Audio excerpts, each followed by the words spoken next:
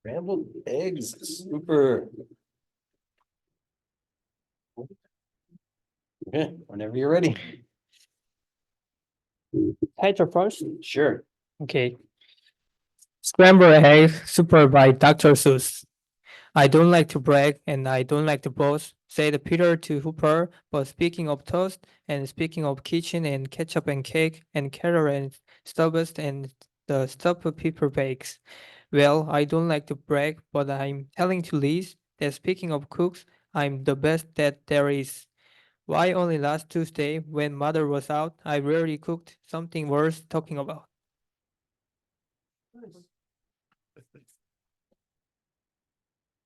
You see, I was sitting here resting my legs, and I happened to pick up a couple of eggs, and I sort of got thinking it's sort of a shame that scrambled eggs always taste always the same.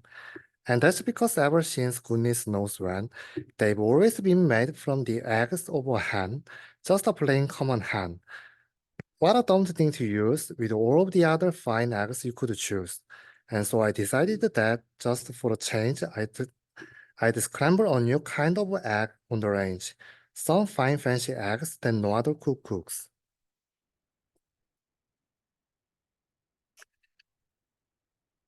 Like the eggs of a looper-necked salamagoose.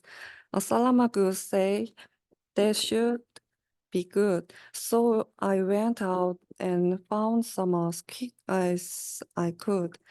And while I was lugging them back to the house, I happened to notice a teasel-topped grouse in a tree down the street, and I knew from her looks that the egg and the egg of the salamagoose ought to make really well, ought to taste simply super when scrambled together by Peter T. Hooper.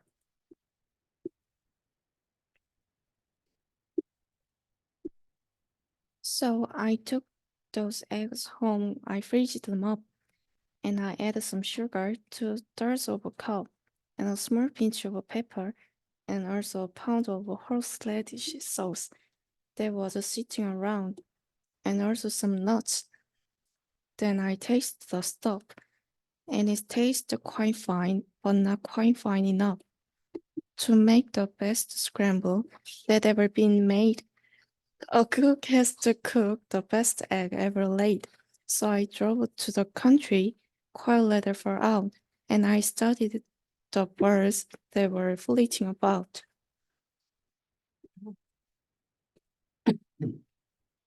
I looked with great care at a mop-noodled pinch. I looked at a big board-headed grinch. And also I looked at a shady roosting kale, who was roosting right under a lasso back's tail. And I looked at a screech and a funnel-wing jay. But I just didn't stop. I kept right on my way. 'Cause they didn't have eggs, they weren't laying that day. Then suddenly, boy, up that hero shot space. Birds, they were laying all over the place. Great happy gave families with uncles and cousins, or laying fine strictly fresh eggs by the dozens. Why I'd have a scrambled more super than super. Scrambled eggs super de duper de pooper, special deluxe or la Peter T. Hooper. I picked out the eggs in a most careful way. I only picked those that I knew were grade A. I only took eggs from the very best power. So I didn't take eggs from the Twitter hour, 'cause I knew that the eggs from the fellow who Twitter taste sort of like dust from inside a base beater.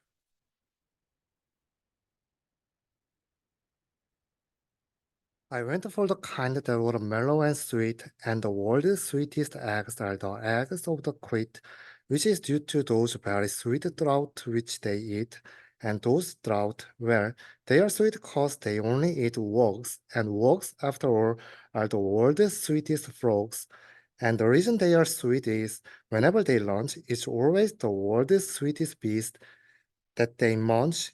And the reason no beast can be sweeter than these, they only eat blossoms of beechnut trees, and these beechnut blossoms are sweeter than sweet. And that's why I nabbed several eggs from the quid.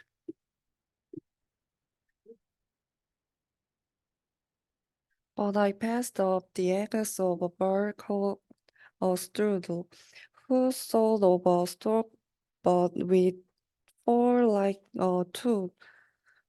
For they say that the eggs of this kind of a stork are quick like glue, and they stick to your fork.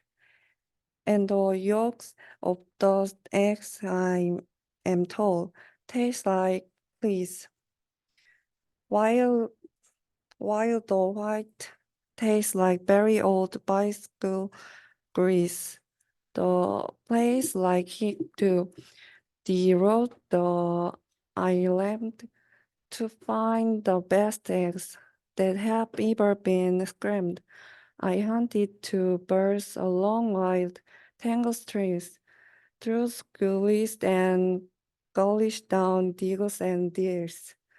I wiggled my way and I crossed the creek through suppressed over pens that was 40 miles deep, and I mushed through the brush till I found a fine winger whose eggs are as big as a pen, panic no bigger. Then I went for the eggs of long-legged squirrel. Now this squirrel, well, she's built just a little bit wrong. For her legs are so terribly, terribly long that she has to lay eggs 20 feet in the air. And they drop with a plop to the ground from up there. So unless you can catch them before the eggs crash, you haven't got eggs, you've got long-legged hash. Eggs, I'd corrected 302, but I still needed more, and I suddenly knew that the job was too big for one fellow to do. So I telegraphed north to some friends near Fossil.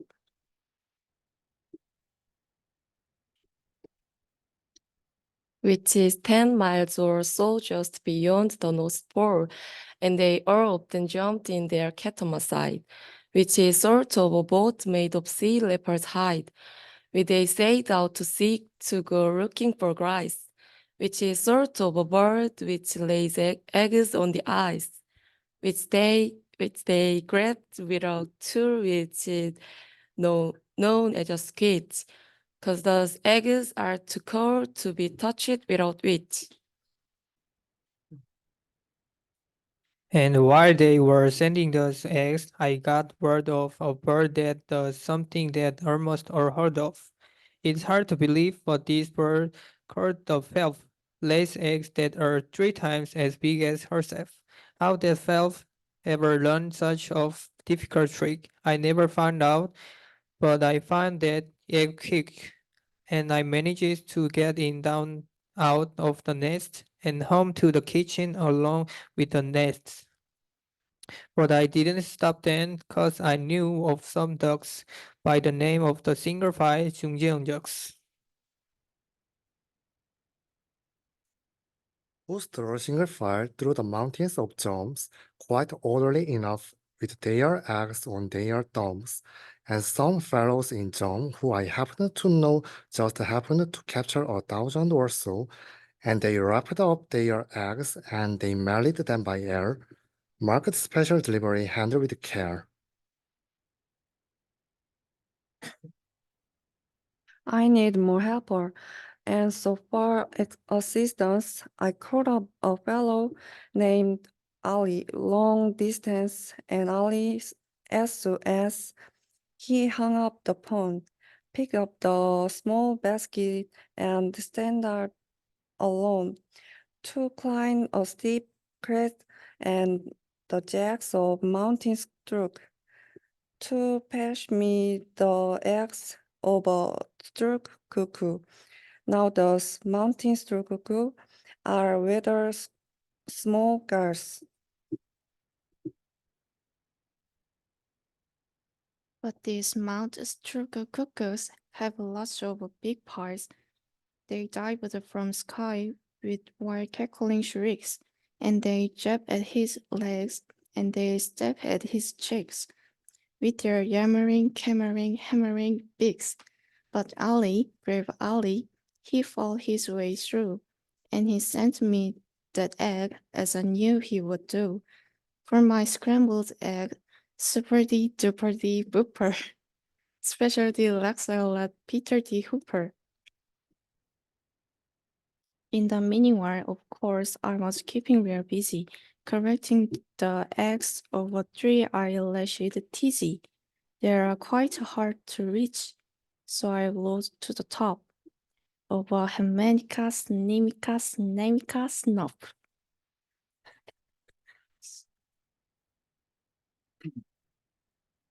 Then I found a great flock of southwest-facing cranes, and I guess they've got something that's wrong with their brains. For this kind of a crane, when she's guarding her nest, we're always standing facing precisely southwest. So to get those eggs wasn't hard in the least. I came from behind, from precisely northeast, and I captured the eggs over prickly cactus, who raised them up high in a prickly cactus. Then I went for some jiff. They are exactly like Juff, but the jiff live on cliff and the Juff live on bluff. And seeing how bluff are exactly like cliff, it's might hard telling the Juff from the jiff. But I know that the eggs that I got from the bluff, if it wasn't jiff from the cliff, was a Juff. Now I need the egg of a mud watching snet, who's a bird who's so big she scares people to death. And this awful big bird, well, the reason they name her the mud watching snet is 'cause that's how they tame her. She likes watching mouths, sort of quiets her mind, and while she's watching you sneak up behind and you yank out her egg. So I got one, of course, with the help of some friends and a very fast horse. If you want to get eggs you can buy at the store, you have to do things never thought of before. Why to get at the eggs of a very small dot?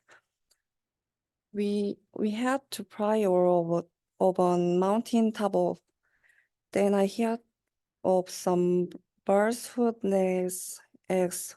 If you please, that tastes like the air in the halls of Swiss cheese, and they live in big gingerbread trees.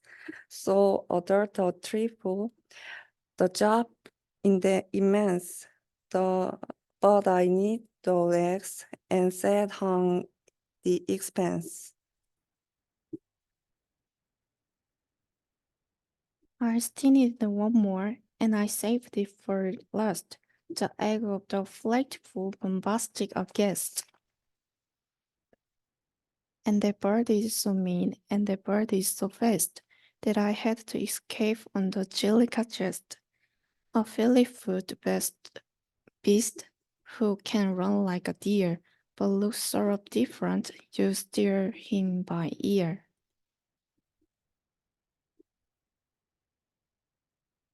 Earth the searching, earth the looking, I had what I needed, and now for the cooking. I rushed to the kitchen, the place where I stacked them on. I rolled on my sleeves. I unpacked them on and cracked them on and shacked them on and checked them on in 99 pence. Then I mixed in some beans. I used 55 cans. Then I mixed in some ginger, 9 prunes and 3 figs, and parsley, quite parsley, just 22 sprigs. Then I added 6 cinnamon sticks and a clove, and my scramble was ready to go on the stove. And you know how they tasted? They tasted just like, well, they tasted exactly just like scrambled eggs super deep duper deep booper, special deluxe out of Peter T. Hooper. Good job, guys. You ate it. Long story. Very good. Have a seat.